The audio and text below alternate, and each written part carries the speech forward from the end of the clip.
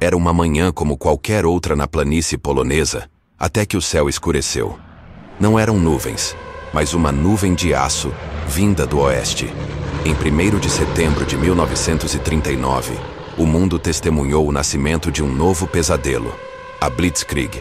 Esta é a história dos primeiros a enfrentar a fúria do gigante, dos heróis que desafiaram tanques com lanças e da queda que acordou o mundo para a escuridão. Uma história de coragem, terror e o som inesquecível dos Stukas. 4h45 da manhã, 1º de setembro. O cruzador Schleswig-Holstein abre fogo contra o depósito de munição de Westerplatte, em Gdansk. O rugido dos canhões é o sinal de partida.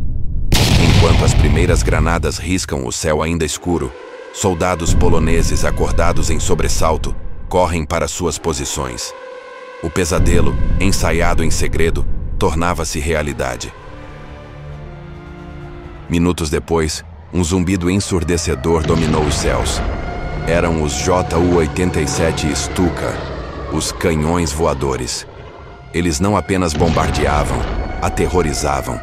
Sirenas afixadas em seus trens de pouso, apelidadas de trombetas do Jericó, uivavam durante o mergulho. Um som projetado para paralisar o coração de quem ouvia.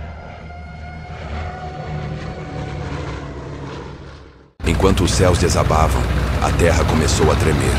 Colunas de panzers, tanques alemães, avançavam como uma maré de aço pelas estradas da Polônia. A Blitzkrieg, a guerra relâmpago, revelava seu rosto. Velocidade, surpresa e força esmagadora, rompendo as linhas de defesa antes que elas pudessem ser solidificadas. Jan Kowalski e seu regimento de cavalaria receberam a ordem de conter o avanço inimigo. Galopando contra as linhas de aço, eles representavam o fim de uma era. A cavalaria polonesa, outrora um símbolo de orgulho nacional, agora enfrentava monstros mecânicos. A coragem se chocava com a realidade brutal da guerra moderna. A batalha foi um massacre. Metralhadoras e canhões de tanques abriram fogo. Cavalos e homens caíram. O mito de que a cavalaria carregou contra os tanques com lanças nasceu aqui, uma simplificação de um ato desesperado de bravura contra uma força impossível. Jan viu seus companheiros tombarem no campo, a planície outrora pacífica transformada em um inferno.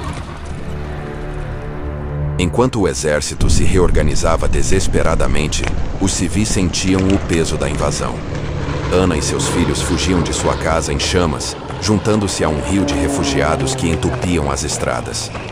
O céu, agora cinzento pela fumaça dos incêndios, testemunhava o êxodo de um povo. A resistência polonesa era feroz, mas fragmentada. Em Westerplatte, uma pequena guarnição de pouco mais de 200 homens resistiu heroicamente por 7 dias contra um cerco esmagador. Sua resistência tornou-se um símbolo instantâneo para toda a nação, um farol de esperança em meio à escuridão. Em 17 de setembro, um golpe traiçoeiro. A União Soviética, seguindo um pacto secreto com a Alemanha, invadiu a Polônia pelo leste. A nação foi esmagada em uma tenaz. Para os soldados e civis, era o fim de qualquer esperança. O mundo assistia, mas ainda hesitava em agir. Varsóvia, cercada e bombardeada incessantemente, capitulou em 28 de setembro. A campanha estava oficialmente terminada, mas a luta apenas começava. A resistência polonesa se formaria nas sombras. O despertar do gigante na Polônia foi o estopim que eventualmente faria o mundo inteiro pegar em armas. O custo foi catastrófico. Em poucas semanas, a Polônia foi anexada, seu povo subjugado para uma ocupação brutal que duraria anos.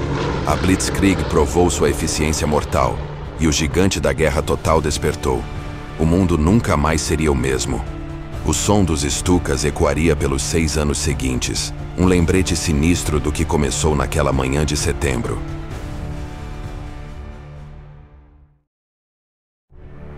E assim, o primeiro ato da tragédia chegava ao fim.